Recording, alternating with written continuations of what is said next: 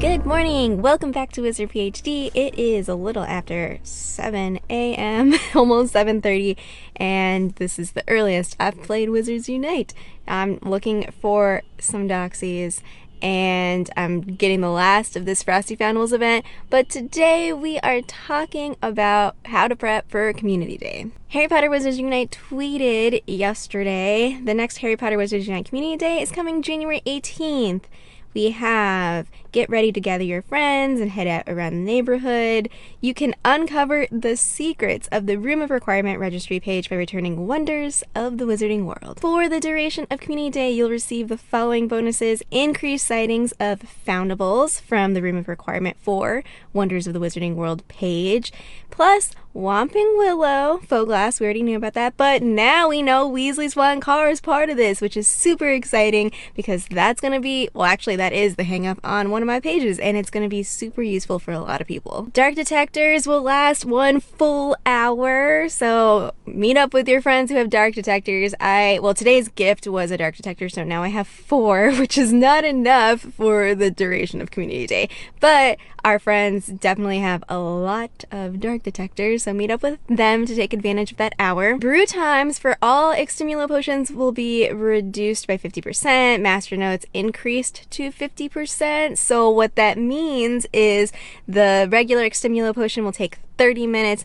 Strong will take 1 hour, and Potent will take 2 hours. Wonders of the Wizarding World traces will be less likely to depart. We've noticed this in previous Community Days, but now they're actually putting that in text form. Spell energy will appear on the map, which will also be useful as you're spending that time trying to return everything that you can. Special Community Day assignment with rewards, including Wizarding XP, spellbooks, and gold.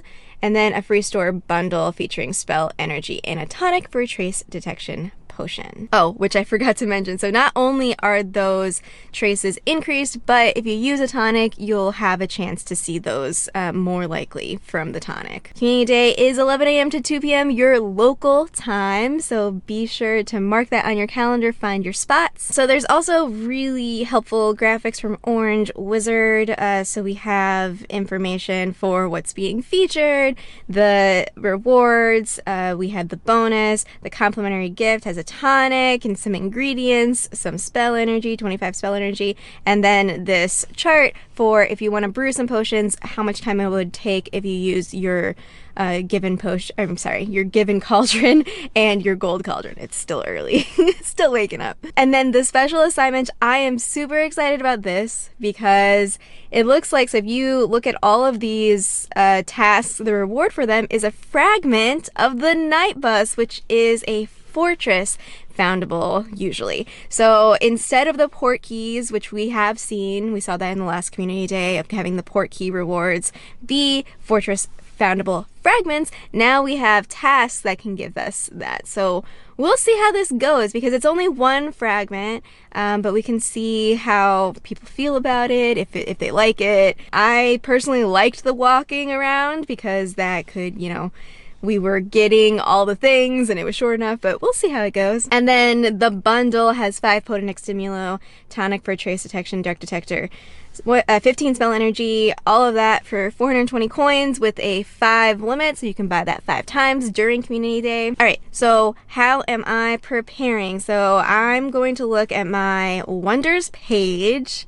And actually, so James from Expecto Go posted a photo of using dark detectors at a Wonders flag and was getting some wild spawns from Wonders. I haven't been able to test it out yet, but if that's the case, that's really useful for preparing for events that have specific families, because if dark detectors can trigger for the specific flagged area, then that's helpful for us to really target on specific foundables. So I just need to find, I need to find a few things. I need to find a Hogwarts school flag with inns. That's my problem. My problem is all of my flagged areas, most of my flagged areas don't have inns for some reason. So there's actually not a lot of points of interest in Fresno.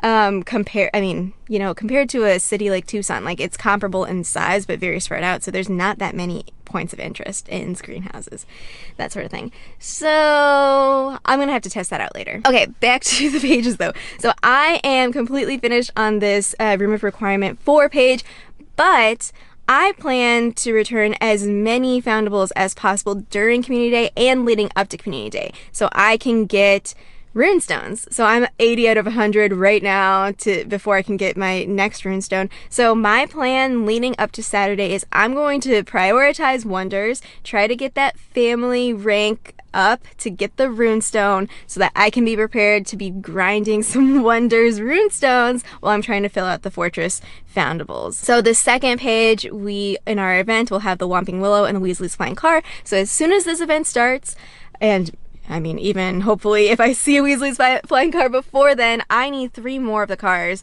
before I can prestige this page. And then once this page is prestige, then I'll be working on the night bus, because that's going to be the fragment that you get from completing those tasks. Yeah, so I only anticipate to prestige this page once and then get as far as I can, because I imagine that the grop that we need, that's going to be the holdup after this event for me. And then the last page is the King's Cross Station, where we have the faux glass. That's going to be a featured one. So Mandrake would be holding me back, but I've been seeing it, you know, quite a bit in the wild and from the dark detector, so I'm not as concerned about it. But I'm saving my runestones to really work on all of these fortress fragments. So we have the Howard's Express train, we have the platform 9 3/4 sign, and eventually, once I prestige this, the night bus. So on Saturday, I'll be able to get all of these fortress fragments, so that's why I'm trying to prioritize wonders so that I can get as many runestones as possible to be able to grind all of that. No doxies. There are no doxies. Besides that, I mean, I have a ton of tonics that I brewed for this week that I ended up not using, so that ended up being okay. So check your tonic inventory. If you want to use tonics during the full duration, the full 3 hours, be sure you have at least 6 tonic for trace detections.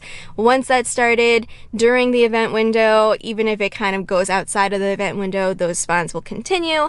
And I'm still brewing my potents, like that's my regular potion that I do, but keep in mind to stock up on those ingredients if you plan to take advantage for the very, very reduced brew times during Community Day. So be sure you stock up on your Snowdrop, your Embla, you know, all the things that you need, opens and port keys if you need unicorn hair, you know, the standard stuff. But I'm excited. I'm more excited than I was before, and I think it's because the flying car is part of it now. So that was not announced in the original posting, but I'm really excited that it is on there because that's what I need. That's all I have for you today. Let me know in the comments down below how you plan to prepare, or if you are excited, what you think about this structure of the January Community Day. And until next time, Juan's ready.